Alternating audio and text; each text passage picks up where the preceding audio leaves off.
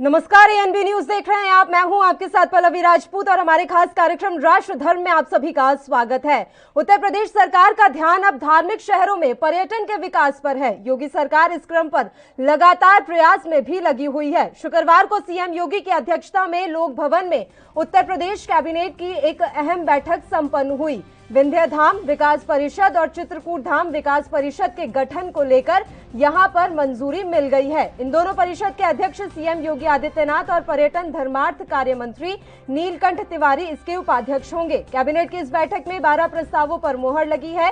योगी आदित्यनाथ मंत्रिमंडल ने उत्तर प्रदेश के पर्यटन के विकास को लेकर इस बड़े प्रस्ताव को मंजूरी दे दी है। इस बैठक में 12 प्रस्तावों को पास किया गया। इसमें धार्मिक स्थलों के विकास के लिए योगी सरकार ने चित्रकूट के विकास का मॉडल तैयार किया है। सरकार ने यूपी ब्रिज तीर्थ विकास परिषद के तर्ज पर अब विंध्य धाम विकास परिषद और चित्रकूट धाम विकास परिषद का गठन कर दिया है। सरकार के इस फैसले से विंध्य धाम और चित्रकूट धाम को एक धार्मिक स्थल के तौर पर विकसित किया जा सकेगा। इस पर अब कैबिनेट ने मुहर लगा दी है।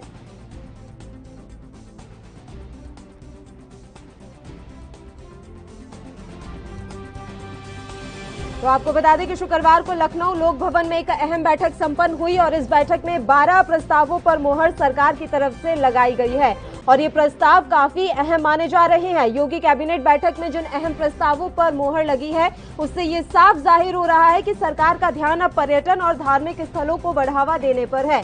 आपको बता दें कि यूपी में कुछ ही महीनों में चुनाव भी होने वाले हैं। ऐसे में सरकार जिन प्रस्तावों पर मोहर लगा रही है वो आगामी विधानसभा चुनाव के मद्देनजर काफी अहम माने जा रहे हैं। 12 प्रस्तावों पर आज मोहर लगी और जिस तरीके से इन प्रस्तावों पर मोहर लगाई गई है वो ये बताने के लिए काफी है कि सरकार का आने वाले समय में एजेंडा क्या हो सकता है। हम आपको जानकारी दे दें कि सरकार इस समय धार्मिक स्थलों पर ज्यादा ध्यान दे रही है। इसके अलावा पर्यटन किस तरीके से विकसित प्रदेश में किया जाए इसको लेकर भी सरकार का काफी फोकस अब नजर आ रहा है। तो ये अहम जानकारी हम आप तक पहुंचा रहे हैं और राष्ट्र धर्म में हम बात भी इसी मसले पर करेंगे कि योगी कैबिनेट में आज जिन प्रस्तावों पर मोहर लगी है वो किस तरीके से आने वाले समय में अपना प्रभाव दिखाएंगे। आगामी विधानसभा चुनावों में इन प्रस्तावों की क्या भूमिका हो सकती है।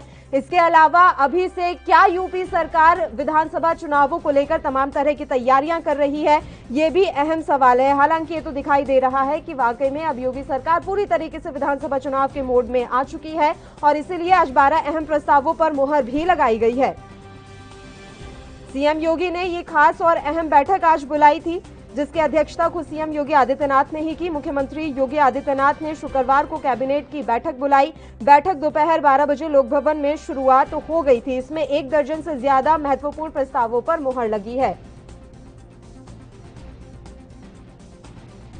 बता दें कि इससे पहले गुरुवार को भी प्रदेश सरकार ने सूक्ष्म लघु एवं मध्यम उद्यम विभाग के तहत संचालित मुख्यमंत्री युवा स्वरोजगार योजना के क्रियान्वयन के लिए 50 करोड़ रुपए की धनराशि की मंजूरी प्रदान की है और आज भी 12 प्रस्तावों पर मुहर लगाई गई है। तो सरकार इस समय पूरा ध्यान दे रही है कि जनता को किस तरीके से राहत दी जा सके, रोजगार को कैसे बढ़ावा दिया जा सके। आज लोक भवन में ये अहम बैठक आहूत की गई और इस बैठक में 12 प्रस्तावों को मंजूरी दी गई। यूपी नगर पालिका भवन या भूमि के वार्षिक मूल्य पर कर 2021 नियमावली का प्रख्यापन किया गया।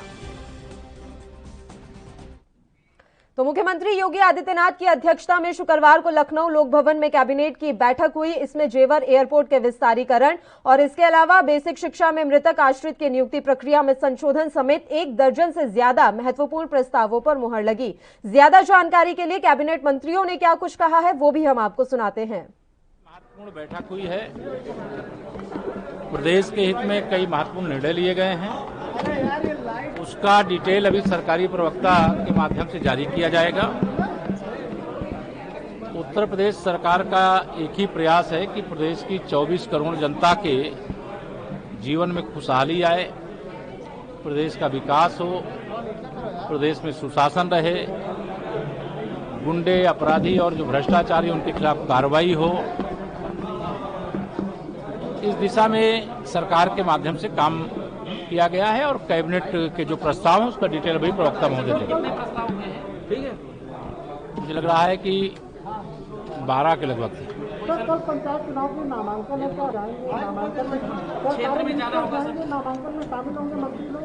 नहीं, अब ये तो पार्टी जो निर्देश देगी उसके हिसाब से किया जाएगा। प्रदेश अध्यक्ष जी जो बताएंगे कि मंत्री लोगों को जाना है तो सब जाएंगे, और अगर ऐसा नहीं निर्णय होगा तो नहीं जाएंगे।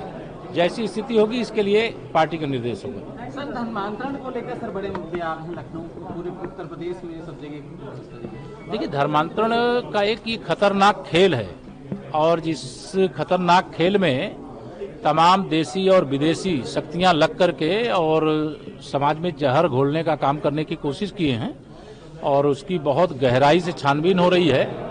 जो भी दोषी हैं वो पकड़े जा रहे हैं, उनके खिलाफ कठोर से कठोर कार्रवाई होगी। सर, उत्तर प्रदेश सरकार जो बीजेपी के कार्यकर्ताओं पे मुकदमे दर्ज किए गए थे समाजवादी बसपा सरकार में, उनको वापस लेने की बात कही है। नहीं, अगर कोई बदले की भावना से सपा की सरकार में, बसपा की सरकार में भाजपा के कार्यकर्ताओं के खिलाफ मुकदमे लिखे गए हैं और वो राजनीतिक कार्यकर्ता हैं, तो मुकदमे वापस लेने का निर्णय कोई गलत नहीं। दरअसल ये कवायद दिन प्रतिदिन पिछले 4.5 वर्ष से चल रही है। हमने बड़ी संख्या में राजनीतिक दृष्टि से दर्ज मुकदमों को वापस लिया है और ये कार्रवाई सतत जारी है। सर, कल पंचायत के नामांकन में सारे मंत्री जाएंगे नामांकन में? नामांकन अच्छे ढंग से होगा, हम सब कराएंगे और देखेंगे। भारतीय जनता पार्टी के प्रत्याशी लगभग सभी जनपदों में जीतेंगे। तो धर्मांतरण के जो मामले आ रहे हैं उस पर उत्तर प्रदेश सरकार किस तरीके से कार्रवाई करेगी? हम कड़ी कार्रवाई कर रहे हैं। आप सबको कई बार हम बता चुके हैं, जो भी प्रकरण चल रहा है उसमें हम उच्च स्तरीय विभागीय जांच के आदेश दिए गए हैं कि किसी को भी छोड़ा न जाए, और अभी जैसे ही जांच आ जाएगी हम फिर आपको। कैबिनेट की बैठक में एक हमारे जहां हम लोग रहते हैं लखनऊ में ऐशबाग में 45 करोड़ से भी ऊपर की लागत का अम्बेडकर जी के उसमें एक प्रेक्षागृह का निर्माण होगा, पार्किंग होगी, तमाम सुविधाएं और बनने का होगा। पीजीआई वगैरह में जो मॉडर्न इक्विपमेंट्स हैं तीसरी लहर को आने के संभावनाओं से देख के, जिनके लिए हमको उत्तर प्रदेश से बाहर जाना पड़ता था, उनको भी करने का प्रयोजन हुआ है। और इसी तरीके से चित्रकूट धाम परिषद का भी गठन की प्रस्तावना है। उत्तर प्रदेश का एक समग्र विकास संभव हो सके, इसके लिए सरकार सतत प्रयत्नशील है। और तीसरी लहर में हमारे यहाँ पर किसी प्रकार की कोई कमी ना हो, चाहे वो हमारे ऑक्सीजन की कमी है की संभावनाएं होती थी, वो अब नहीं हो सकती, क्योंकि हमने पूरी व्यवस्थाएं की हैं। 480 से भी ऊपर यूनिट्स हमारे वहाँ ऑक्सीजन की लगने की ओर अग्रसरित हैं, और कई 100 यूनिट तो 100 से भी ऊपर लगभग 200 के आसपास यूनिट क्रियाशील होने की स्थिति में है। तो ऑक्सीजन की कमी ना हो, इक्विपमेंट्स की कमी ना हो, ये सारी हॉस्पिटल बेड्स की हमारे पास व्यवस्था रहे, ये सारी व्यवस्थाएं हमारी सरकार ने सुनिश्चित की हैं। गांव-गांव मेडिकल किट्स बांटे जा रहे हैं, आंगनवाड़ी कार्यकर्ताओं के माध्यम से किए गए थे, तो आंगनवाड़ी कार्यकर्ता हमारे पास उपलब्ध हो, उनकी नियुक्ति भी हम लोग कर रहे हैं। आंगनवाड़ी कार्यकर्ताओं की भारी संख्या में जो हाई स्कूल और इंटर पास हैं उनको हम लोग रख भी रहे हैं, और जो हमारे 74,000 के आसपास जो समितियां थीं, निगरानी समितियां, उनको क्रियाशील और अच्छी तरीके से करने की तरफ हम लोग आगे बढ़े। उत्तर प्रदेश में धर्मांतरण गिरोह के 2 लोगों पर गिरफ्तार किया गया, आगे की कार्रवाई की जा रही है। एटीएस इसमें एक्टिव रोल अभी प्ले कर रही है, उन लोगों को पकड़ना है। देखिए, एक बहुत बड़ा नेक्सस है जो पूरे देश में असंतुलन की स्थिति पैदा करने का षड्यंत्र समय समय पर करता रहता है। ऐसी एजेंसियां कभी कश्मीर में संलग्न होती हैं, कभी नॉर्थ ईस्ट में होती हैं, कभी बंगाल में होती हैं, झारखंड और जो छत्तीसगढ़ ऐसे जगहों पर ये सक्रिय थी धर्मांतरण के लिए। इनके कुछ इनके कुछ गुर्गे जो थे वो उत्तर प्रदेश में सक्रिय हो रहे थे। सरकार ने गहन जांच कराई है। तो मुख्यमंत्री योगी आदित्यनाथ की अध्यक्षता में लोक भवन में कैबिनेट की बैठक हुई। बैठक में चित्रकूट के विकास के लिए चित्रकूट विकास बोर्ड गठित करने सहित 12 अहम फैसले लिए गए। आइए ग्राफिक्स के जरिए आपको समझाते हैं कि किन किन प्रस्तावों पर आज कैबिनेट की बैठक में मोहर लगी है। तो कुछ ग्राफिक्स अब हम आपके टेलीविजन स्क्रीन पर दिखा रहे हैं। यूपी नगर पालिका भवन या भूमि के वार्षिक मूल्य पर कर 2021 नियमावली का प्रख्यापन का प्रस्ताव जो है वो पास हो गया है। इसके अलावा हम आपको जानकारी दे दें, जेवर एयरपोर्ट के विस्तारीकरण के लिए भूमि को लीज पर दिए जाने के लिए स्टाम्प शुल्क में छूट दिए जाने का भी प्रस्ताव आज की बैठक में पास हुआ है। और इसके अलावा तीसरा जो प्रस्ताव है वो ये कि चित्रकूट धाम तीर्थ विकास परिषद विधेयक जो है वो भी पास कर दिया गया है। जेवर एयरपोर्ट के विस्तारीकरण के लिए भूमि क्रय के संबंध में प्रस्ताव जो है पास किया गया है आज की कैबिनेट की अहम बैठक में। इसके अलावा हम आपको जानकारी दे दें, कोविड में 102 एम्बुलेंस के संचालन के लिए सेवा प्रदाता की शर्तों को छूट दिए जाने के संबंध में प्रस्ताव आज सरकार की तरफ से पास किया गया है। वहीं इसके अलावा पीजीआई में एडवांस ऑप्थेल्मिक सेंटर और सर्विस ब्लॉक के निर्माण में उच्च विशिष्ट जो भी निर्माण होगा उसको भी आज मंजूरी मिल गई है। राम मनोहर लोहिया इंस्टीट्यूट के नए भवन में विद्युत के बाह्य संयोजन के संबंध में प्रस्ताव पास कर दिया गया है। 30 करोड़ पौधरोपण के लिए सभी विभागों को निःशुल्क पौधे दिए जाने के लिए प्रस्ताव पास किया गया है। तो पर्यावरण के प्रति भी सरकार काफी जागरूक है। और पीजीआई की बात कर लेते हैं तो विभिन्न योजनाओं के लिए पुनरीक्षित लागत के संबंध में भी प्रस्ताव आज योगी सरकार की कैबिनेट में पास हुआ है। यूपी लघु उद्योग निगम के कर्मचारियों को 7वें वेतन आयोग का लाभ दिए जाने का प्रस्ताव पास हुआ। अहम प्रस्ताव है ये। इसके अलावा 6,600 सरकारी नलकूपों के आधुनिकीकरण के लिए 285 करोड़ लागत पर मुहर लग गई है। नलकूपों का आधुनिकीकरण होगा। बेसिक शिक्षा में मृतक आश्रित की नियुक्ति प्रक्रिया में संशोधन को भी आज मंजूरी मिल गई है। तो ये कुछ 12 ऐसे फैसले रहे, 12 ऐसे प्रस्ताव रहे जिन पर आज मंजूरी मिल गई है और इन प्रस्तावों को पास कर दिया गया है।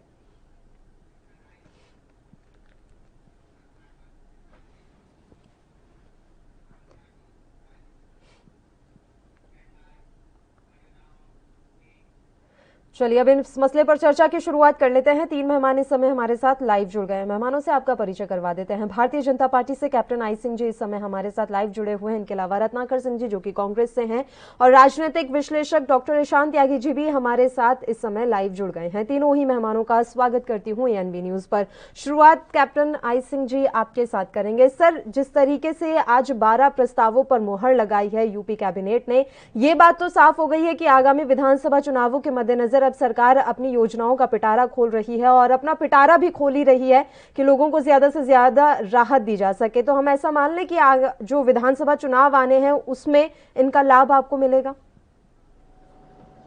बिल्कुल पल्लवी जी, विधानसभा चुनाव के मद्देनजर तो हम कहेंगे ही कहेंगे, मगर क्या सरकार शुरू से ही वहां पर आपने जिस तरह से देखा होगा कि योगी जी ने कोरोना काल में भी गांव-गांव घूम के घर घर जाके जो है ना लोगों को वैक्सीन उपलब्ध कराई और जिनको नहीं मिल रही थी वहां पूरा प्रबंध कराया।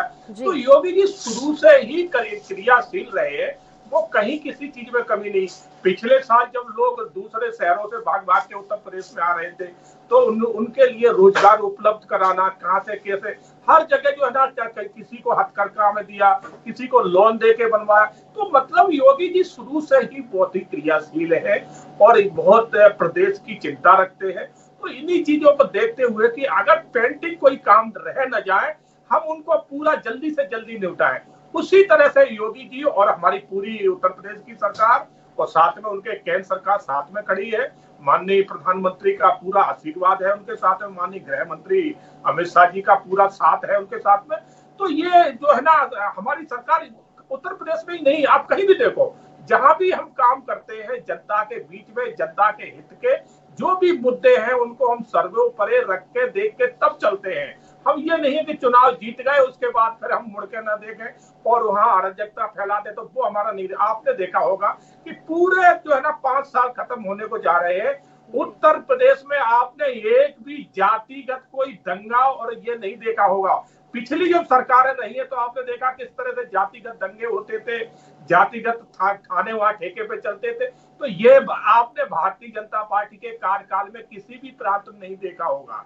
तो ये हमारी एक रणनीति होती है कि सरकार हम जब चुन के आए हैं तो हम जनता के लिए चुन के आए हैं और जनता का हित हमारा सर्वोपरि, यही हमारी एक सोच और मंशा होती है। तो सरकार अपना ये विजन लेके चलती है। तो पल्लवी जी, हमने कभी भी ये नहीं सोचा है कि हम एक बार चुन गए तो फिर हमें क्या तो ये दूसरी सरकारों में हमें यही अंतर है। इसलिए आज भी मोदी जी को और योगी जी को पूरा देश कह रहा है कि इनके अलावा और कोई हमें चाहिए नहीं। आज उत्तर प्रदेश में योगी जी का जिस तरह से लोग नाम ले लेके आप अगर सोशल मीडिया पे देखो तो हर आदमी इंसान यही कह रहा है हमें तो योगी ही चाहिए, कोई और चाहिए नहीं। तो ये काम बोलता है, जब काम कर रहे हैं आज दिखाई दे रहा है। योगी जी जिस तरह से कोरोना काल में गांव गांव गए हैं, किसी आज दिन तक उत्तर प्रदेश का कोई मुख्यमंत्री किसी गांव में गया है? कुछ मुख्यमंत्री तो ऐसे थे नोएडा आने में डरते थे, कहते थे नोएडा नहीं जाएंगे, जो नोएडा जाएगा वो दोबारा नहीं आता है। मगर हमारे योगी जी ने शुरुआत ही नोएडा से कर दी थी। तो काम जो है विश्वास रखिए तो आपको कोई ये चीजें बाधा नहीं रखती है, क्योंकि जनता देखती है आपको। कि आप जनता के कितने हित के काम कर रहे हैं, जनता के साथ आप किस तरह से खड़े हैं। तो ये सब चीजें कहने की जरूरत नहीं पड़ती है। तो चुनाव तो नजदीक है, वो तो हमारी तैयारियां हैं, मगर मेन मुद्दा ये है कि हम जनता से जुड़े हुई जितने भी काम है, उनकी जो समस्या है, तो वो हम जल्दी से जल्दी निपटाना चाहते हैं, कोई चुनाव तक पेंडिंग न रह जाए। ठीक है, बिल्कुल से शुभकामनाएं आपके साथ। जनता के हित में अगर आप काम करना चाहते हैं तो बहुत ही अच्छी बात है। रत्नाकर जी आपके पास आऊंगी। बसु सिंह जी, ब्रेक पर जाने से पहले कैप्टन सिंह जी की जो बातें थी उन पर आप लगातार गर्दन हिला रहे थे, सिर हिला रहे थे, तो मैं ये समझ लूं कि आप हामी भर रहे हैं सर, आप भी अग्री कर रहे हैं कैप्टन सिंह से?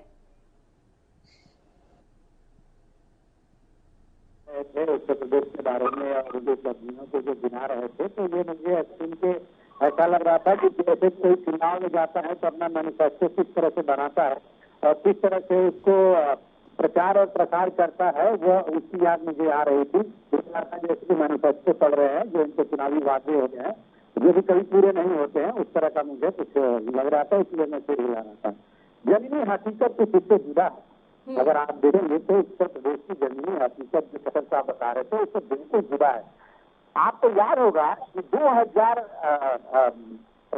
तैरती हुई लाशें, गंगा में जो तैरती हुई लाशें जो है वो दिख रही थी, वो इनके कुप्रबंध का ही नतीजा था।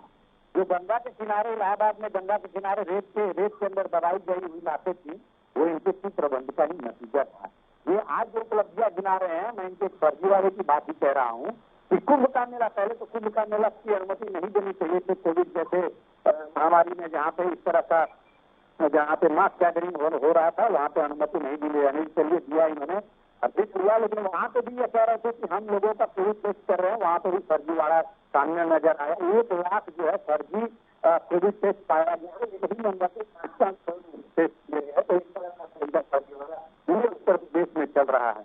आज उत्तर प्रदेश जो है, महिलाओं की सुरक्षा का मामला हो या फिर हत्या का मामला हो, उसमें एनसीआर का डेटा उठा के देखिए तो कहीं जो है इनके सबसे ऊपरी पायदान पे दिखते हुए मिलता है। इनसे भारतीय जनता पार्टी के नेता जो है, एक आपको और एक कुछ दिन के पहले की घटना है, नारायण सिंह भदौरिया जो बीजेपी के कानपुर के नेता है, उन्होंने सरेआम टीवी चैनल के वीडियो जिसका फुटेज टीवी चैनल के दिखाया गया है, पुलिस को किस तरह से वांटेड अपराधी को छुड़ाते हुए नजर आते हैं। तो इनके बीजेपी के नेताओं का चरित्र होता है।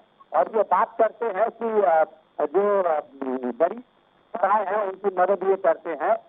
साहब आपको याद होगा कि कुछ दिन पहले जो हाथरस की घटना हुई थी, उसमें एक गरीब की लड़की थी, उस लड़की का रेप और बलात्कार करने के बाद उसकी हत्या कर दी गई थी, और वही पुलिस उस लड़की का बिना घर वालों के परमिशन के और आधी रात को ले जा करके क्रियाकर्म करती है। तो यह पुलिस जो है उत्तर प्रदेश की सरकार के दबाव में आके काम करती है और वहाँ के गुंडे और बदमाशों को राजनीतिक संरक्षण दिया जाता है। चुनाव की घटना भी आपको याद होगी, जहाँ पे बीजेपी एमएलए कुलदीप सिंह सेंगर ने किस तरह से उसी के परिवार को बर्बाद कर दिया, उसके घर वालों की हत्या कर दी। तो ये शायद ये वाकया इनके मैनिफेस्टो पढ़ते टाइम ये भूल गए, ये चिड़ियानंद जैसे उस राजनीतिक अपराधी को भूल गए जो महिलाओं के साथ बलात्कार करने के बाद भी अपने शान और शौकत के साथ रहता था।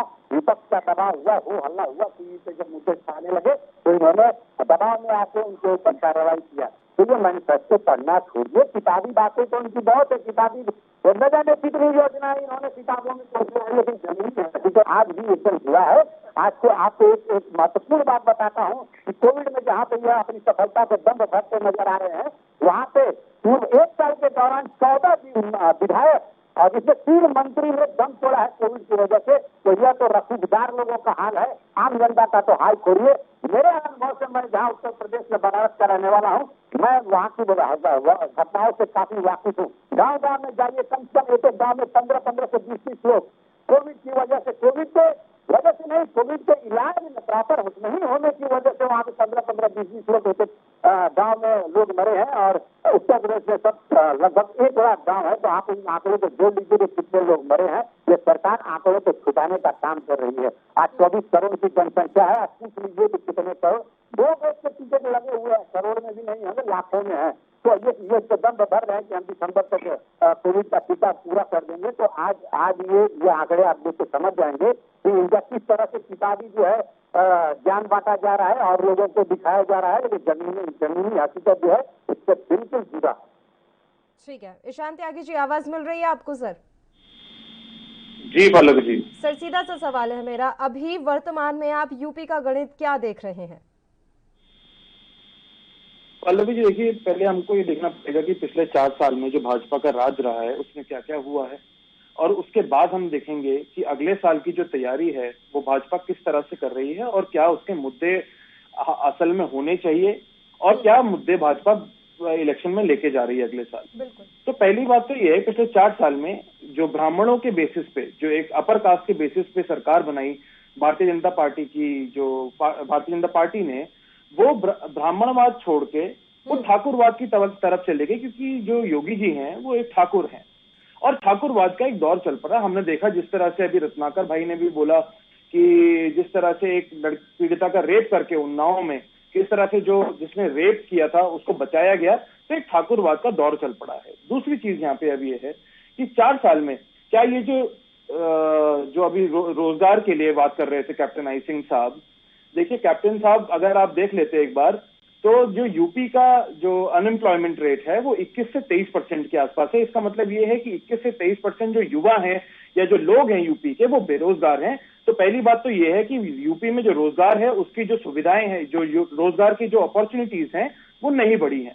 दूसरी चीज यहाँ पे कैप्टन साहब बोल रहे थे राइट्स का एक भी केस नहीं हुआ, तो अगर आप एनसीआरबी के नेशनल क्राइम रिकॉर्ड का आप देखेंगे अगर रिकॉर्ड ब्यूरो का, तो 5,714 केसेस ऑफ राइट्स यूपी में रजिस्टर किए गए हैं पिछले 4 साल में, तो जब से योगी जी आए हैं। तो पहले एक बार एनसीआरबी के रिकॉर्ड्स खोल के देख लीजिए, क्योंकि देखिए जब हम टेलीविजन पे बोलते हैं, आगे न्यूज चैनल पे बोलते हैं, तो जनता हमें सुनती है, हम वो पेश करें जनता के सामने जो असली रिकॉर्ड्स हों। अब आई बात की किस तरह से यहाँ पे आज की जो मीटिंग हुई है उसमें किस तरह से गोरखपुर को, अयोध्या को और अपना मथुरा को किस तरह से जो प्रोजेक्ट्स हैं वो दिए गए हैं। वो क्यों दिए गए मैं आपको बताता हूँ। अयोध्या में टोटल 40 सीटें हैं। पंचायत इलेक्शन में क्या हुआ कि बीजेपी को सिर्फ 6 सीटें मिली और समाजवादी पार्टी को 24 सीटें मिली। गोरखपुर में जो योगी जी का घर माना जाता है या गढ़ माना जाता है आप मान लीजिए, वहां पे 68 सीटें हैं टोटल। पंचायत इलेक्शन में क्या हुआ, वहां पे भारतीय जनता पार्टी और समाजवादी पार्टी दोनों को 20-20 सीटें मिली। तो इसका मतलब ये है जो गांव की जनता है या फिर जो ग्रामीण क्षेत्र की जनता है वो योगी जी के जो काम है उससे परेशान है, क्योंकि ना उन्होंने किसानों के लिए कुछ किया, ना उन्होंने युवाओं के रोजगार के लिए कुछ किया। देखिए मैं खुद उत्तर प्रदेश से आता हूं, मेरी जो कर्म भूमि है वो है गाजियाबाद है और मैं वैसे बिजनौर का रहने वाला हूं। तो हमें पता है गांव की जो असली जो स्थिति है वो किस तरह से है, किस तरह से गेहूं नहीं खरीदा जा रहा है, किस तरह से जो गन्ना किसान है उसका जो बकाया है वो पैसे नहीं दिए जा रहे हैं। तो इन सब चीजों को देखते हुए जो समाजवादी पार्टी है उसको जनता ने वोट दिया। लेकिन मेरा यहीं पर एक प्रश्न और बनता है, कांग्रेस पार्टी के जो मित्र हमारे बैठे हुए हैं वो ये बताएं कि मान लीजिए चलिए प्रियंका गांधी जी अच्छा चुनाव लड़ने की कोशिश कर रही हैं, लेकिन आप ये बताएं हमें कि जो आपके प्रदेश अध्यक्ष हैं या फिर आप जो एक अपर कास्ट वोट है उसको किस तरह से अपनी तरफ अट्रैक्ट करेंगे, क्योंकि अभी अगर देखा जाए तो कांग्रेस की जवाब हम रत्नाकर जी से लेंगे। सर बस हमें जुड़े हुए हैं शांत त्यागी जी, आपने कुछ सवाल उठाए हैं जो कि रत्नाकर सिंह जी से उनका जवाब लेना है, लेकिन उससे पहले मैं थोड़ी देर के लिए कैप्टन सिंह के पास आना चाहूंगी। वो कुछ कहना भी चाह रहे थे काफी देर से और उसी में अपना भी मैं सवाल ऐड कर दूं। सर मैनिफेस्टो को लेकर ये कोई पहली दफा नहीं है, अकेले रत्नाकर जी ऐसे नहीं है जिन्होंने सवाल उठाया है। समाजवादी पार्टी ने तो मुद्दा ही बना लिया है, वो हर बार यही पूछते हैं कि आपने पहले वाले चुनाव के कितने वादे अब तक पूरे कर दिए, पहले उस पर जवाब दीजिए। और इसके अलावा ये भी कहा जा रहा है कि विकास, रोजगार, किसान के मुद्दे पर आपने कुछ भी नहीं किया। डॉक्टर ईशान त्यागी जी का ये कहना है, बताइए सर। कोरोना का की वजह कितने ट्राई करके मजदूर अन्य शहरों से आए थे, मोदी जी ने और योगी जी ने एक मिली केंद्र और प्रदेश की एक नीति बनाई और उसमें अभी तक हमने वहां 30 लाख उन मजदूरों को रोजगार दिए हैं जो ठेला और रेहड़ी लगा के अपना तो गुजारा करते थे। देखिए चाहे दिल्ली के हों, चाहे बॉम्बे के हों, अन्य शहरों के हों, वो जो वापस जब यूपी में लौट के आए तो दोबारा वापस लौट के नहीं गए किसी भी शहर में, और आज वो अपना पूर्ण रूप से रोजगार चला रहे हैं, अपना जीवन यापन कर रहे हैं, अपना परिवार पाल रहे हैं। तो ये इन लोगों को दिखाई नहीं देता। अब मैं आपको थोड़ा सा पल्लवी जी वैक्सीन की तरफ लेना चाहूंगा। जैसा अभी रत्नाकर जी वैक्सीन के लिए कह रहे थे, तो ये वही लोग हैं जब वैक्सीन बन के आई थी तो उस पर सबसे पहले सवाल राहुल गांधी ने उठाए थे।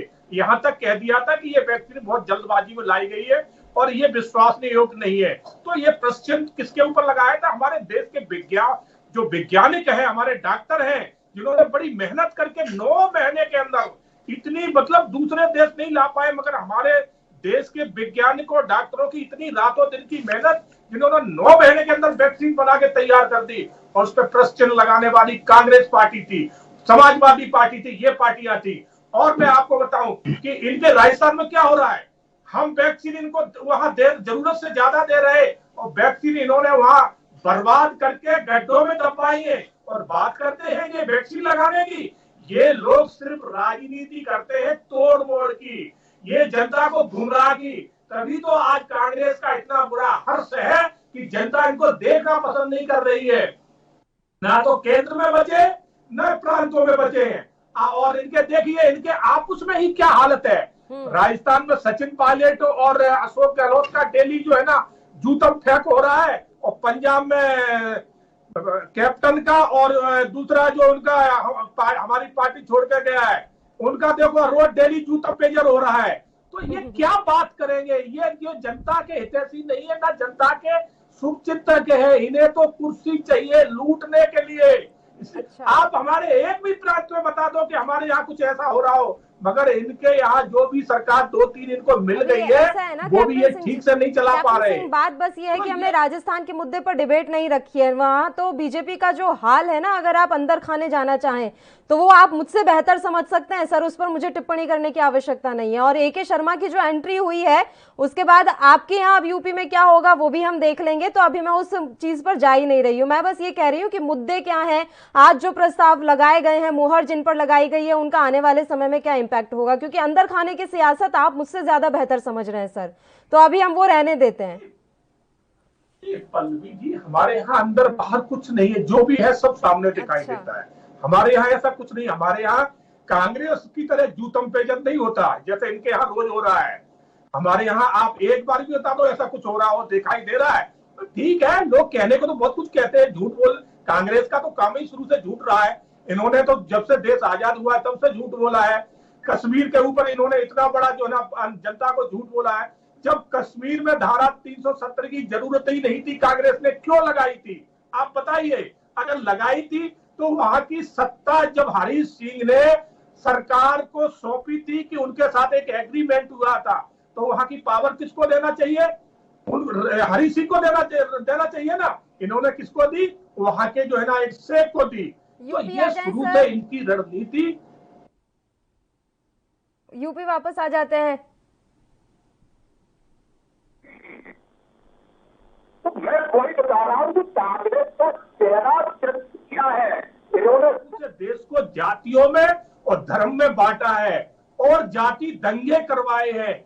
आज भी यही चाहते हैं, मगर अब इनकी मंशा ये पूर्ण नहीं हो रही है, क्योंकि जनता इनको बहुत अच्छी तरह जान चुकी है कि कांग्रेस का चल चरित्र चेहरा कैसा रहा है, इतने सालों में देखा है। और आज ये विकास की बात करते हैं कि विकास, अरे भैया तुम 65 साल शासन करने वाली पार्टी और आज पूछे कि ये विकास नहीं। हमने 5-6 साल में जो करके दिखाए। आप हाईवे देखिए, आज कितने अच्छे हाईवे हमने पूरे हिंदुस्तान में बना के खड़े किए। आपने कितने हाईवे बनाए थे, आप गिनती कराएं। आपने कितने IIMs बनाए थे, कितने एम्स बनाए थे बताइए? आपके 65 साल में आपने 6 बनवाए और हमने 6 साल में 16 बनवाए। आप क्या बात करेंगे विकास की? हमारे कार्यकाल में, मोदी कार्यकाल में, अटल जी के कार्यकाल में आप एक घोटाला बता दीजिए। आपके यहाँ घोटालों की सरकार थी, नित्य नया घोटाला होता था। कहीं जमीन घोटाला, कहीं अगस्त बेस्ट घोटाला, कहीं कोल घोटाला, कहीं कॉमन बेल्ट घोटाला। ये इसकी सरकार थी। आज भी इनके जहाँ प्रांतों में है वहां भी यही हो रहा है। इसी लूट के लिए इनके यहाँ लड़ाई होती रहती है, जो आपस में इनके यहाँ पार्टियां लड़ती रहती है, क्योंकि उन्हें कैसे भी जगह मिले, कुर्सी मिले और हम लूट घसोट करें। क्योंकि इनका नेता भी उसी तरह का है ना, उस नेता की भी सोच वही है। तो ये पार्टी झूठ बोलने का, झूठ बहुत सफाई से बोलती है और इनके अलावा इनके पास कोई मुद्दे नहीं है, ना ही इनके जो विपक्ष की भूमिका होती है जो निभाना चाहिए वो ये नहीं निभा पा रहे, इसलिए सहारा लेते हैं झूठ का। बार-बार वो गंगा जी में लाशों का ले आते। अरे लाशों भाई तुमने ही जाके फोटोग्राफी कराई थी। अब वो फोटोग्राफी तुमने किस तरह से पूरी प्लानिंग करके कराई थी उसमें सत्यता नहीं है। दुनिया जानती है कि सर, वो अगर उस मसले पर जा रहे हैं तो आज की आप तस्वीर देख लीजिएगा। भारी बारिश के कारण गंगा नदी में जो है पानी इस समय उफान पर है और अब लाशें जो हैं वो बाहर निकल रही हैं। ये आज की ताजा खबर मैं आपको बता दूं, प्रयागराज की मैं यहाँ पर बात कर रही हूँ। अभी आज की ये लेटेस्ट न्यूज है जिसे आप देख सकते हैं। आपको जहां से पता करना है आप पता करवा लीजिए। ईशान त्यागी जी कुछ कहना चाहते हैं? मैं तुरंत लौटूंगी कैप्टन सिंह आपके पास। बताइए ईशान त्यागी जी। सिंह साहब, अगर हम बात करते हैं कि हम यूपी की बात करते हैं तो अच्छा रहता। आप 370 पे पहुंच गए, जिसका भी आप मिथ्यावादन कर रहे हैं उस पर आपको पता नहीं है शायद कि 370 का जो इतिहास है वो क्या है। और जो शेख अब्दुल्ला, जो आप एक शेख बोल रहे हैं, देखिए शेख बोलने से आप दुबई के शेख पे मत जाइए।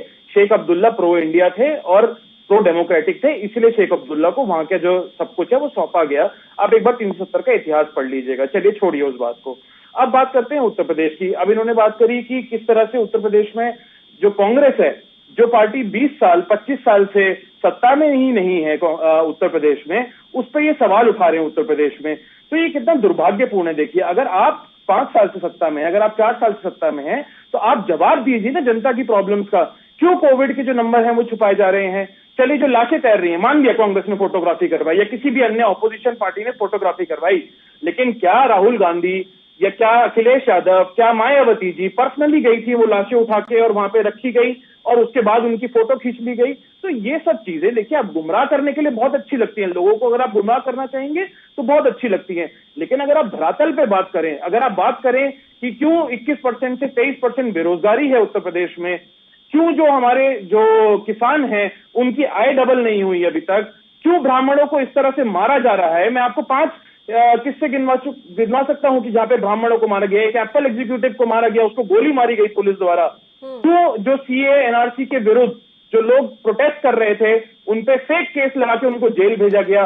क्यों अभी एक जर्नलिस्ट को, जिन्होंने जो चंपत राय जी हैं, जो ये अपना राम मंदिर ट्रस्ट के जो चेयरमैन हैं, उनके भाई के अगेंस्ट एक स्टोरी लिखी बिजनौर में, उनको भी, उनके ऊपर भी 3 पत्रकारों के ऊपर एफआईआर कर दी गई। तो इस तरह से आप प्रजातंत्र की जो ढांचा है उसको एक नुकसान पहुंचा रहे हैं और आप प्रजातंत्र के विरुद्ध काम कर रहे हैं। लेकिन यहीं पे ही एक बात और पल्लवी जी, कांग्रेस को यह बताना पड़ेगा कि उसकी स्ट्रैटेजी क्या है, क्योंकि फिलहाल जिस तरह से कांग्रेस ढीली लग रही है उत्तर प्रदेश में, तो कांग्रेस को अपनी स्ट्रैटेजी क्लियर करनी चाहिए। उसका जो वोट बैंक है वो खिसक के बीजेपी के पास चला गया है, अन्य पार्टियों के पास चला गया है। तो कांग्रेस को भी अपना एक वोट बैंक, जो प्रॉपर वोट बैंक है, वो बनाना पड़ेगा। उसके लिए मैं रत्नाकर जी से ये सवाल उठाता हूं कि कांग्रेस की स्ट्रैटेजी क्या है उत्तर प्रदेश में वापस सत्ता में आने के लिए। ठीक है, बताइए रत्नाकर सिंह जी। 3 सवाल है यहाँ पर। पहला तो सवाल ये कि कांग्रेस की स्ट्रैटेजी क्या है वापस से सत्ता में आने के लिए। दूसरा सवाल यह है कि उच्च जाति को कैसे लुभा पाएंगे आप, ये सवाल भी ईशान त्यागी जी ने ही पूछा। और तीसरा सवाल मैं ऐड कर देती हूँ, सर, जितिन प्रसाद क्यों छोड़कर चले गए आपको? अगर इतना ही सब कुछ बुरा था तो फिर क्या बस उनकी राजनीतिक लालसा थी या कोई और भी वजह थी? देखिए, पहला सवाल मैं जवाब ये देना चाहता हूँ, ईशान जी ने जैसा पूछा कि हमारे पास क्या स्ट्रेटेजी है। तो देखिए, उत्तर प्रदेश में सालों से जाति की राजनीति होती आ रही है और जाति के आधारित वहां पे टिकट का डिस्ट्रीब्यूशन होता है और लोगों को उसके हिसाब से टिकट डिस्ट्रीब्यूट किया जाता है और वहां पे जीतने की स्ट्रेटेजी बनाई जाती है। लेकिन आपने देखा होगा, हमारी नेता जो है प्रियंका गांधी, वहां पे हम लोग जातीय समीकरण पे उतना फोकस नहीं किए हैं। हम लोगों ने वहां विकास के एजेंडे पे ज्यादा ध्यान दिया है कि हम वहां पे आएंगे तो किस तरह से राज्य को विकसित राज्य बनाएंगे और वहां पे लोगों की है जो अंतिम पंक्ति में बैठा हुआ अंतिम व्यक्ति है, उसकी लाइफस्टाइल को, उसकी जीवन स्तर को किस तरह से सुधारा जाएगा, उसको हमने फोकस किया हुआ है। हमने वहां पे रोजगार कैसे बढ़ाया जाए, कैसे बाहर की कंपनियों को वहां पे लाया जाए, इन तरह की चीजों को हमने अपने स्ट्रेटेजी में लिया हुआ है कि अगर हमारी सरकार बनेगी तो हम वहां पे इस तरह का कार्य करेंगे। लेकिन कहीं न कहीं भारतीय जनता पार्टी जो है जाति आधारित राजनीति भी अभी भी वहां पे कर रही है और एक विशेष जाति के लोगों को जो है संरक्षण प्राप्त है वहां पे और दूसरे ऊंची जातियों के जो लोग हैं उनके ऊपर कहीं न कहीं, जैसा कि ईशान जी ने कहा कि कहीं न कहीं उनको दूसरे दर्जे की दृष्टि से देखकर उनके ऊपर अत्याचार हो रहा है। ऐसा पत्रकार जो भी लिखते हैं या पत्रकार भाई बंधु जो भी वहां पे आवाज उठाते हैं तो उनको किस तरह से उनकी आवाजों को चुप करा दिया जाता है, ऐसा ईशान भाई ने अभी आपको 2-4 उदाहरण देकर के समझाया है। रही बात जितिन प्रसाद की, जो उन्होंने हमारी पार्टी छोड़ के दूसरी पार्टी को ज्वाइन कर लिया, तो मैं यही कहना चाहूंगा कि व्यक्ति से बड़ा जो है वह दल होता है और दल से बड़ा जो देश होता है। तो अगर व्यक्ति की व्यक्तिगत महत्वाकांक्षा अगर दल से बड़ी हो जाए या देश से बड़ी हो जाती है, तो वह कुछ इसी तरह अपना स्वार्थ सिद्धि करने के लिए वह दल बदल करता है। जितिन प्रसाद भी कुछ इसी तरह के व्यक्ति हैं जो जिनको हमारी पार्टी ने मंत्री पद दिया, हमारी पार्टी ने उनको बड़े ओहदे दिए, उनको इलेक्शन जिताया और सारी चीजें दिया, लेकिन जब ग्राउंड पे काम करने की बात आती है तो ये सत्ता के लोभी बन जाते हैं। ये चाहते हैं कि हम किसी तरह सत्ता में हम विराजमान रहे, जिससे कि हमारा वर्चस्व बना रहे और हमारा बैंक अकाउंट बैलेंस जो है वो भरता रहे। तो जितिन प्रसाद भी कुछ इसी तरह की श्रेणी में आ गए और वह सत्ता के लालच में, जैसा कि आप जानते हैं कि भारतीय जनता पार्टी में कोई भी नेता चला जाता है तो उनकी ऐसी गंगा है जहां पे कि मैले भी धुल जाते हैं और वो पवित्र हो जाता है। तो जितिन प्रसाद कह लें, चाहे कोई बंगाल में जितने भी लोग वहां पे बीजेपी को ज्वाइन किए और जो भी उनके ऊपर भ्रष्टाचार के केसेस लगे हुए थे सब उन्होंने धो डाले हैं। तो इस तरह का काम ही अभी भारतीय जनता पार्टी के द्वारा उत्तर प्रदेश में भी देखने को मिलेगा। जितिन प्रसाद उसके पहले उदाहरण है और इस तरह से बहुतायत लोग मिलेंगे अभी भारतीय जनता पार्टी के द्वारा और लोगों को लालच में और पद के लालसा में वो पार्टी को तोड़ने का काम करेंगे, क्योंकि इनके पास जनाधार तो है नहीं। देखिए, इनके पास खुद का जनाधार नहीं है, वे ये विकास तो किए नहीं है कुछ, ये तो सिर्फ ध्रुवीकरण की राजनीति करते हैं और सांप्रदायिकता के नाम पे लोगों से वोट मांगते हैं। अगर यह विकास की राजनीति करते तो आज हमारे देश की जीडीपी जो है -7.3% नहीं होती। अगर यह विकास की राजनीति करते तो आज हमारे देश की बेरोजगारी सर्वाधिक जो है आजादी के बाद सर्वाधिक बेरोजगारी दर बढ़ी नहीं होती। अगर यह विकास की बात करते तो आज सर्वाधिक महंगाई जो है 12% नहीं होती। अगर यह विकास की बात करते तो 3.25 करोड़ किसान इनके कार्यकाल में आत्महत्या नहीं करते। आज यह विकास की बात करते तो 3.5 करोड़ लोग जो मध्यम वर्ग में थे वो लोअर मिडिल क्लास में आ गए। तो इस तरह का जो है यह परिप्रेक्ष्य है, सब जनता देख रही है और जान रही है। मैं आंकड़ों के हिसाब से बात कर रहा हूं, यह सिर्फ लंबी लंबी बड़ी बड़ी बातें करती हैं। यह टेलीविजन की सरकार है, यह विजन की सरकार नहीं है। यह सिर्फ आंकड़े, किताबी आंकड़े ये पढ़ते जाते हैं और जमीनी हकीकत कुछ और रहती है। लेकिन इस बार के चुनाव में जनता इनको बहुत अच्छी तरह से समझ चुकी है कि यह किस तरह से लोगों को गुमराह करने का काम करते हैं और लोगों में एक दूसरे की भावनाओं को, हिंदू मुसलमान के नाम पे भावनाओं को भड़काने का काम करते हैं। देखिए, आप मंदिर बनवाइए, लोगों का आस्था है श्री रामचंद्र जी में, मंदिर बनवाइए, सब लोग उसको स्वीकार करते हैं और ये अच्छा काम है, करिए।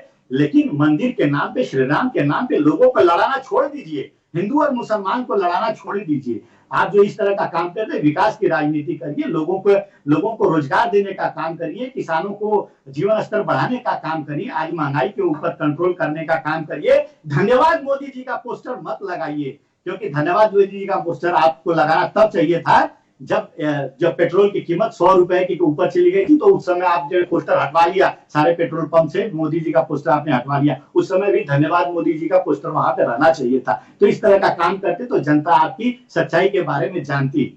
यही मैं कहना चाहूंगा। बिल्कुल होंगे कि आप आंकड़ों के साथ कुछ ऐसे तर्क पेश कर दीजिए जो ये बताने के लिए काफी हो कि पिछले 5 सालों में सरकार ने काम किया है वाकई में। क्योंकि रत्नाकर जी की अगर हम बात सुने या राजनीतिक विश्लेषक के तौर पर ईशान त्यागी जी हमारे साथ जुड़े हुए हैं, वो दोनों लगातार यही बात मान रहे हैं कि योगी सरकार के कार्यकाल में कुछ खास हुआ नहीं है और विकास तो कोसों दूर है।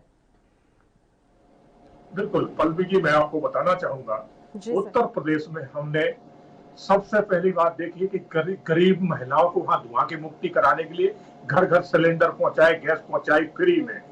जो है ना, शौचालय हमने उन लोगों को दिए जो खुले में शौच करते थे, वो बेचारे, उनकी इतनी सामत नहीं थी कि वो बना सकते थे। स्कूलों में बच्चे, जो प्राइमरी स्कूल जो गांव में हुआ करते थे, वहां बच्चियां शौच के लिए परेशान हुआ करती थी और इस वजह से जो है ना वो स्कूल नहीं जाती थी, वो अपनी शिक्षा पूरी नहीं कर पाती थी। हमने सबसे पहले वहां स्कूलों में जो है ना शौचालय बनवाए। हमने जितने भी वहां झाड़ी मजदूर थे उनको सबको स्थायी किया। 20 लाख से ज्यादा झाड़ी मजदूरों को रोजगार दिया है और जितने अपना धंधा बिजनेस डालना चाहते थे उनको एक योजना बना के हमने उनको सरकार के माध्यम, उनको बैंकों से कह के लोन उपलब्ध कराया और उनके अपने खुद के रोजगार खुलवाए। तो पल्लवी जी हमने वहां काम वो किए हैं कि जो 5 साल में, अभी 5 साल पूरे हुए भी नहीं है कि उत्तर प्रदेश में वो काम दिखाई दे रहे हैं, चाहे वो हाईवे के हों। आप देखिए आज एक नए आज 2 हाईवे फिर घोषणा हुई है, 2 हाईवे और नए बनने जा रहे हैं। कभी ऐसे इतना काम हुआ है उत्तर प्रदेश में? नहीं हुआ। वहां जाति विशेष की राजनीति शुरू से होती रही है। अब मैं आपको कहना चाहूंगा कि हमारे प्रवक्ता कांग्रेस के रत्नाकर जी ने कहा कि बीजेपी जाति की बात कर, जाति की राजनीति करती, हम कभी नहीं करते। हमारा नारा है सबका साथ, सबका विकास और सबका विश्वास। हम वो नीति लेके चलते हैं, हमने कभी जाति की राजनीति करी। जाति की राजनीति कांग्रेस ने शुरू से करी है। अभी देखो आप, जाति की इनकी यहीं से दिखाई दे गया। जब इनके प्रधानमंत्री मनमोहन सिंह थे तो उन्होंने सीधा मीडिया के चैनल के माध्यम से कहा था, ये ऑनलाइन कहा था कि देश के जितने भी संपदा है उस पर पहला अधिकार मुसलमानों का है। तो जाति की राजनीति इन्होंने करी कि हमने करी? हमने तो कोई ऐसी घोषणा नहीं की। और हमारे अभी शांत ने कहा कि उत्तर प्रदेश में ब्राह्मणों के साथ जातियां हो रही हैं। ये इतना झूठ बोलना बंद करो। ब्राह्मण वहां हमारी पार्टी में पद अधिकारी है, उप मुख्यमंत्री हमारा ब्राह्मण है, जितनी वहां दूसरी पार्टियां सरकार में शामिल है उतने ही ब्राह्मण है। ब्राह्मण हमसे अलग है ही नहीं। हम ब्राह्मण, तो हम पार्टी हमारी ब्राह्मणों की है, उसमें ज्यादा से ज्यादा हमारे पद अधिकारी और मंत्री मिनिस्टर ब्राह्मण है। आप कैसे कह सकते हैं कि हम ब्राह्मणों पे वहां जाति कर रहे हैं? ये इस तरह का बूमर और झूठ फैलाना आप लोग बंद करो। ब्राह्मण खूब समझता है, और ब्राह्मण को सबसे ज्यादा उत्तर प्रदेश में कौन सी पार्टी में वो खुद अपने आप को सेफ और अच्छा समझते हैं। तो ये कहना आप लोगों का गलत होगा। हाँ, ये जरूर है कि वहां पर भूमाफिया हो, चाहे टेरर करने वाले हो या लूट करने वाले हो, वो जाति नहीं देखी गई है। तो अगर वो किसी भी जाति का होगा तो उसको सबक जरूर सिखाया गया है। जिस तरह से आपने पिछली सरकारों में देखा, अतीक अहमद अंसारी ये खुलेआम जीपों पे चलते थे, 100 बंदूक वाले इनके पीछे हुआ करते थे और सरकार इनका संरक्षण करती थी। और लूट के इन्होंने 10-10 करोड़ हजार की जायदादें बना दी, आज वो तोड़ के फेंक दी है। सरकारी जमीनें जो कब्जा करी थी आज सरकार ने वो वापस ले ली है। ना वो समाजवादी ने उनके ऊपर हाथ डाला, तो वो उन्हीं के गुर्गे थे। आज इस तरह के लोग उत्तर प्रदेश में रहने से डर रहे हैं। आप अंसारी को बताइए, कांग्रेस की सरकार पंजाब में है, इन्होंने वहां 2-3 साल अंसारी को शरण देकर रखी। जब उस पर मुकदमे उत्तर प्रदेश में चल रहे हैं तो पंजाब सरकार वहां क्यों रख रही थी? क्योंकि राहुल गांधी चाहते थे कि जाति समुदाय के लोगों को हम किसी ना किसी से संरक्षण देते रहे। आप इनसे मैं जानना चाहता हूं कि अंसारी बंदूक को वहां क्यों रखा गया पंजाब में, जब पंजाब में उस पर कोई केस तो नहीं था। बार बार मेडिकल का बहाना देके कुछ देके, मगर ये बीजेपी सरकार है, ये योगी सरकार है, वापस उसको बुला लिया। और आज इनके यहाँ वो व्हील चेयर पे चलता था और जैसे ही उत्तर प्रदेश में घुसा वो अपने पैरों पे खड़ा हो गया। तो ये योगी सरकार है, अच्छे को पैरों पे चला देती है। और अब मैं ये बार बार हाथरस का मुद्दा लेके आते, मैं कहना चाहूंगा हाथरस मुद्दे पे इन्होंने, कांग्रेस ने, समाजवादी ने इतनी राजनीति करी थी खुल के। और अभी यही गाजियाबाद में एक कांड हुआ, दलित लड़कियों की बारात जा रही थी और उसको खुलेआम रोका गया, उनको बारातियों को मारा पीटा गया। तो वहां न कांग्रेस गई न समाजवादी गई। तो ये तो इनका चेहरा है, क्योंकि वहां मारने वाले एक मुस्लिम धर्म के लोग थे। कांग्रेस का एक ट्वीट नहीं आया। अरे तुम राजनीति कैसी कर रहे हो दुनिया जानती है। तो क्या ये दलित थे और हाथरस में हुआ वो दलित थे, वो दलित ज्यादा थे, ये दलित नहीं थे? तो आप जाति देखकर राजनीति करने वाले लोग हो। हमारे लिए सब बराबर है, मुस्लिम भी बराबर है, ब्राह्मण भी बराबर है, हमारे लिए सब एक जैसे है। इसीलिए हमारा नारा है कि सबका साथ, सबका विकास, सबका विश्वास। मगर इनका सिर्फ विकास और जो भी है सिर्फ एक जाति के लिए, इससे आगे ये पार्टी बढ़ नहीं पा रही है। इसलिए आज भारत की जनता ने इनको देश और प्रदेश दोनों सरकारों से नकार दिया है। आज इनको कोई पूछ नहीं रहा है। प्रियंका गांधी क्या राजनीति करेगी जिसके हस्बैंड ने सरकारी जमीनें, किसानों की जमीनें लूटी हो, डीएलएफ बना दिया, किसके पति और बच्चे पे जा रहे हैं? छोड़िए। हम सरकार पे रह लेते हैं सर। अब आपको भी अपनी राजनीति का स्तर इतना गिराना पड़ेगा कि आप किसी के पति पर जा रहे हैं और फिर उसके बाद आपको अपना पक्ष मजबूत करना पड़ रहा है सर। अगर आपको विश्वास है कि आपने इतना काम किया है तो किसी पर पर्सनल अटैक करने का मतलब ही नहीं बनता। जी हम उनको इनकी वो बता रहे हैं कि इन्होंने इनके शासन में जब इनकी सरकार केंद्र में थी तो ये क्या कर रहे थे, किसानों की जमीन सरेआम लूटी थी रॉबर्ट वड्रा ने, और इन्होंने बचाया, उसको छुपाया। एक सरकारी अधिकारी जो उस टाइम कमिश्नर था मिस्टर खेमका, उन्होंने जब इसके ऊपर ऑब्जेक्शन उठाया तो उनको बेचारों को जो है ना लूप लाइन में डाल दिया गया। ये इनके कारनामे रहे कांग्रेस के, ये जनता जान चुकी है, इसलिए इनको समेट दिया और आ गए। अब ये भूल जाए, हिंदुस्तान में अब आपको कहीं जगह मिलने वाली नहीं है, आपकी सरकार कहीं बनने वाली नहीं है। अगले चुनाव जो है ना, मैं आज ऐलान कर रहा हूं कि मैं राजनीति छोड़ दूंगा कि आप राजस्थान में दोबारा आ जाओ, आप छत्तीसगढ़ में दोबारा आ जाओ, बिल्कुल नहीं आ सकते हो, क्योंकि आपने जो कार्य वहां किए है वहां की जनता आज तराई मार कर रही है। जनता वहां परेशान है कि हम कांग्रेस को लाके आज अपने आप पे पैर पे कहते ना पैर में कुल्हाड़ी मारना, तो कांग्रेस को जनता वहां लाके आज पैर में कुल्हाड़ी मारना समझ रही है। अब बीजेपी ऐसी नहीं, बीजेपी सिर्फ जनता की सरकार है और जनता के लिए रहती है और जनता के मुद्दों के साथ रहती है, कभी एक किसी जाति विशेष की नहीं रहती। ना हम किसी जाति विशेष के लिए कोई काम करते हैं, हमारे लिए सब जातियां बराबर है और सब जातियों की मिलके बीजेपी बनी हुई है। मगर कांग्रेस में अन्य पार्टियों में ऐसा नहीं है, ये एक पार्टी का वोट लेने के लिए अपने देश से ही गद्दारी करने लग जाते हैं, देश के साथ वो काम करने लग जाते हैं चाहे भले ही उसमें देश का कितना बड़ा भी नुकसान हो जाए। चलिए गद्दारी तक आ गए हम। चलिए ठीक है, वैसे समय की भी कमी है सर। मैं रत्नाकर जी से एक आखिरी कमेंट चाहूंगी इस मसले पर। हम घूम फिर कर आपकी गद्दारियों पर पहुंच गए हैं, बताइए रत्नाकर सिंह जी। जी कैप्टन साहब का सिर्फ एक ही छोटे सेंटेंस में मैं जवाब देना चाहता हूं। ये कांग्रेस पार्टी को जो गद्दार कह रहे हैं, जरा इतिहास उठाकर देखिए। ये 132 साल पुरानी पार्टी है हमारी, और हमारी पार्टी के लोगों ने अपना खून दिया है, अपना पसीना दिया है, शहादत दिया है इस देश के लिए। हमारा स्वर्णिम इतिहास रहा है और हमने देश की आजादी में अपना सर्वस्व न्यौछावर किया है। आज आपके लोगों ने क्या किया है, आरएसएस के लोगों ने क्या किया है? आज 25 जून है, 25 जून को 1900 वीर की उपाधि देते हैं देश में। जिसको वीर की उपाधि देते हैं उसने अंग्रेजों से इमरजेंसी में इस देश को लिखित माफीनामा मांगा है। लोग हैं आपके यहाँ, आरएसएस के लोगों का इतिहास कांग्रेस है, अपने जिसने अपने मुख्यालय पे तिरंगा झंडा 1975 को ऐसा तो इतिहास है आपके पास। आप लोग देश के साथ गद्दारी किए हैं, सबकी आजादी छीन रही थी, मीडिया को जेल में डाल दिया था, राजनीतिक। चलिए सर, जनता बहुत समझदार है, वो सब समझती है किसने क्या कुछ किया और क्या नहीं किया, तो वो तो जनता को अपना जनादेश देना है और यही देखने वाली बात रहेगी कि किस पर विश्वास एक बार फिर से जनता जताती है। फिलहाल आप तीनों ही मेहमानों का शुक्रिया अदा करना चाहूंगी तमाम चर्चा करने के लिए आप हमारे साथ जुड़े। तो आपको बता दें कि आज कैबिनेट की अहम बैठक हुई है उत्तर प्रदेश में और 12 अहम प्रस्तावों पर मोहर लगी है और अब ये साफ तौर पर समझ में आने लगा है कि यूपी की योगी सरकार अब जो धार्मिक स्थल है उन पे पर्यटन को बढ़ावा देने पर इस समय फोकस कर रही है। और इसी के साथ राष्ट्र धर्म में भी फिलहाल के लिए इतना ही। मुझे दीजिए इजाजत। देश प्रदेश के तमाम ताजा खबरों के लिए आप बने रहिए हमारे साथ। नमस्कार।